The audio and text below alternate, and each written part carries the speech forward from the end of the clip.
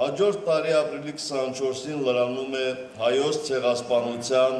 100-րդ տարելիցը։ Ապրիլի 24-ն անշուշտ խորհրդանշական օր է, բոլորիս էլ պարզ է, որ ցեղասպանությունը չի սկսվել և չի ավարտվել մեկ օրում։ Ավելին, այն չի կարելի ավարտված համարել այնքան ժամանակ, քանի դեռ Թուրքիայի իշխանությունները շարունակում են ժխտել կատարվածը։ Սակայն վստահ եմ, որ հեռու չէ այն օրը,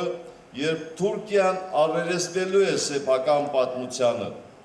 Դրանով իսկ Թուրքիայի ղեկավարները կազատեն իրենց ժողովրդին այն ծանր բեռից, որ ստիպված կրում են արդեն մեկ հարյուրամյակ։ Կարծում եմ, դրան մեծապես նպաստելու է հենց Թուրքիայում նոր թափառնող հասարակական գիտակցությունը, իդեմս երիտասարդ և ուսյալ սերնդի, որն այսօր արդեն ներողությունը գերադասում է ամոթալի ուրացումից։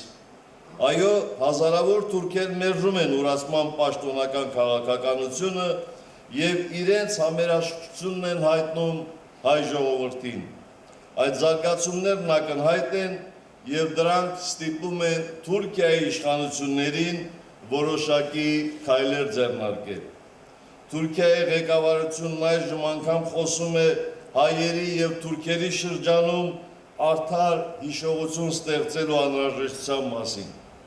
սակայն իր հաջորդ քայլով իսկ փորձում է ականապատել արդարությունը, հավասարության նշան դնելով 1,5 միլիոն քաղաքացիական անմեղ զոհերի, որոնք հիմնականում ծերեր, կանայք ու երեխաներ էին և Օսմանյան կայսրության հանցագործ ղեկավարների արկածախնդրության պատճառով առաջին աշխարհամարտում զոհված թուրք զինվորների միջև։ Դա արդար հիշողություն չէ, նման արդարություն մենք ընդունել չենք կարող։ Իրականում դա հայոց ցեղասպանության ուրացման քաղաքականության նորացված, ավելի կատարելագործված ու վերափաթեթավորված տարբերակն է։ Մենք շարունակելու ենք մեր համախմբված գործունեությունը հայոց ցեղասպանության միջազգային ճանաչման և դատապարտման ուղղությամբ,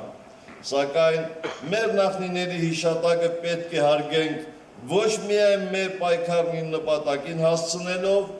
այլև մեր հայրենիքը զորացնելով,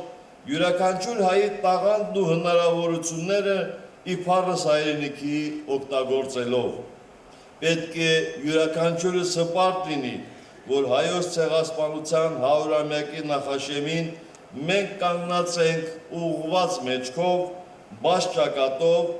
և անկախ հայկական զույգ պետությունների, Հայաստանի Հանրապետության և Լեռնային Ղարաբաղի Հանրապետության գոյությամբ, անգամ